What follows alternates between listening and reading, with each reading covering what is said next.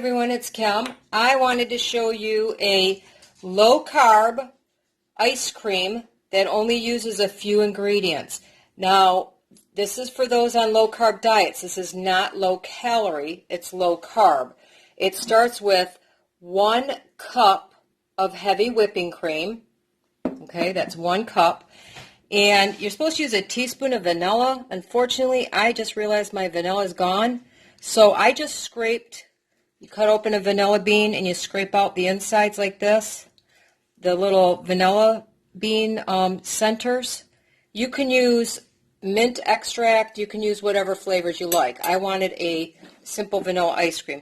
So I put those, the inside of the vanilla bean in here. And the third ingredient, let me set this to the side so I can show you, is called allulose. Now, you can use things like Swerve or stevia, things like that, except if you want to leave it in the freezer for more than 1 day. The allulose is one of the few things that you can freeze that doesn't make the cream freeze solid. If you don't care, you can make more like a fudgesicle by adding some cocoa powder or, something like that, and you don't mind if it freezes solid. But the allulose sweetener keeps it from freezing solid, and I did find this on Amazon. It's not super cheap. Nothing on the low-carb diet is, sweeteners. These artificial sweeteners are not cheap, but they go a long way, and I'm not using them every day. This little bit of ice cream is going to last me 2 or 3 days. So, I'm not eating more than just a little bit at a time. What I'm going to do is I'm going to put 3 tablespoons of the allulose. It's more like a powder. Well, I know you're awful close, but I don't have my tripod handy. Into the jar, 3, that's 2. And of course you can adjust the sweetness how you like it. Okay, that's it. That's the ingredients that are required. An extract, your cream, and your sweetener. Then you take this, put a lid on it, because you are going to shake the daylights out of it for a couple of minutes until it's roughly double in size. So I'm going to take this, and I'm just going to keep shaking it, and I'll be right back.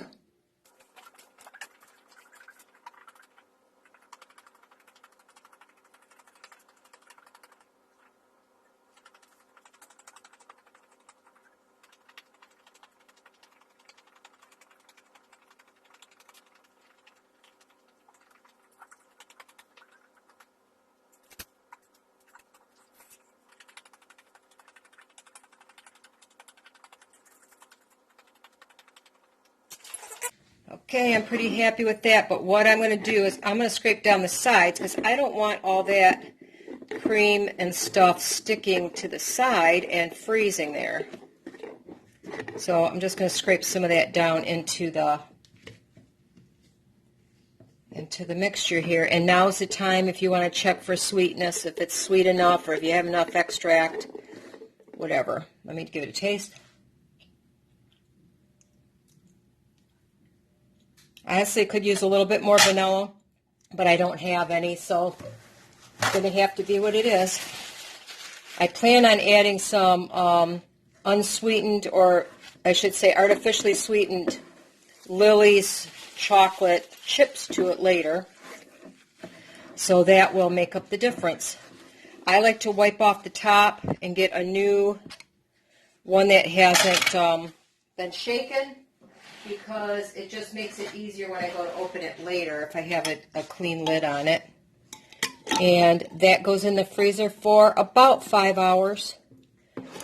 Or over, in this case, 5 hours if you're using like Swerve or monk fruit or something like that. You can do it overnight if you're using the allulose. So you can see it went from here to there, roughly double in size. It's kind of fluffy, but it's not whipped cream. And I'm going to put that in the freezer. I'll show you what it comes out like later. Okay, it's been about 3 hours. You could see it's starting to harden up nice. Not completely firm yet. I stir it up a little bit because what I want to do is I want to take and add some, I want to make this a chocolate chip batch. So I use these. I found them at Walmart. They're $4 and something a bag, so they're not cheap. But again, I'm not eating them that often. This little bag should hopefully last me about a month. I'm just going to take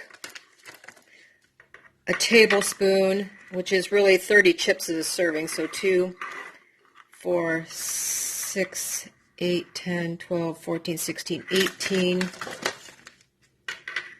20, 24, 26, 28, and 30. That's one serving, but I'm going to, this ice cream, it's very rich because of the cream in it.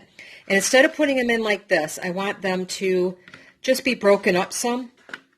So they obviously go further, and it's not like biting into a frozen piece of chocolate, which is not always a bad thing, but, you know, when I'm eating ice cream, I don't know. I'm kind of weird that way. I really don't like hard things in my ice cream. Like I don't like nuts.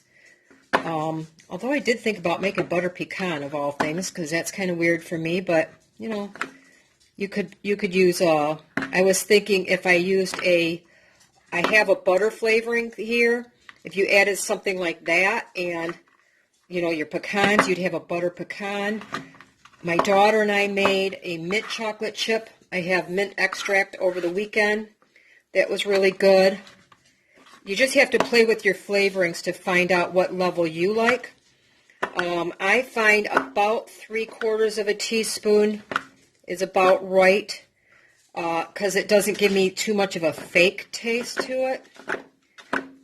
You know, I don't want it to taste like just in-your-face mint anyway. Some of the sweeteners, like Swerve, I haven't noticed it with this, will give you like a cooling effect after you eat it.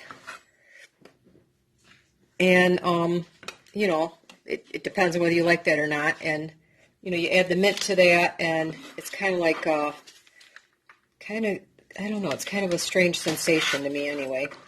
To suddenly have it's like you ate something and then all of a sudden your mouth is really cold. Like, not cold, like cold, but I don't know, it's like, I don't know, the commercials for peppermint patties or something. Anyway, I'm just going to put that in there. I'm going to stir it in so that it's kind of dispersed. Now, the first time I made it, I tried putting the chips in the beginning. They all sunk to the bottom. It was no fun. That's why I thought maybe after it gets mostly frozen, I could stir them in there. I'm sorry, you probably can't see very well, but I guess it would be soft serve right now. See? Looks pretty good. I'm going to take a little bit out. I'm going to taste it here.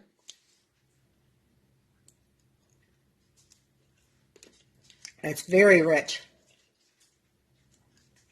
very creamy, obviously, because there's hardly nothing in it.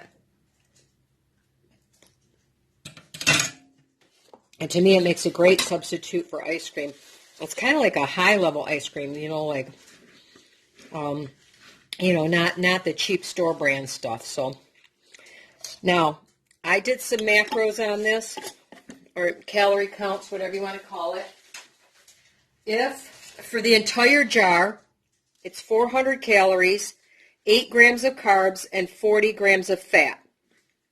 If I use 2 servings, it's 200 calories, 4 grams of carbs, and 20 fats. 3 servings, it's about, approximated them, 135 calories, 3.5 carbs, a little less, 13.5, slightly less grams of carbs.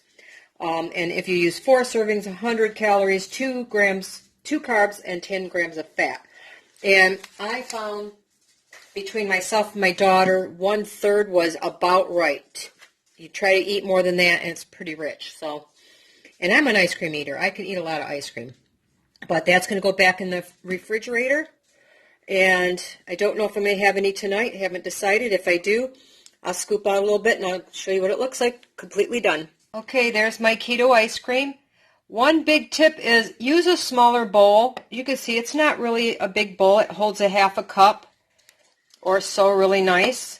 And I will definitely be able to get about 3 servings out of that container that I made. So it's not really that bad as far as calorie-wise and fat and things like that. And then obviously there's no sugar in it. So I hope you enjoyed watching me make this ice cream. Again, 1 cup of heavy cream, 3 tablespoons. I used allulose or other artificial sweetener of your choice. Just know that the allulose keeps it from getting overly firm. And I like 3/4 of a teaspoon of extract. You may want more or less for your liking. You take it and shake it up till it doubles in size and then freeze at least 5 hours. Now I added chopped up Lily's sugar-free chocolate chips because I wanted a chocolate chip ice cream.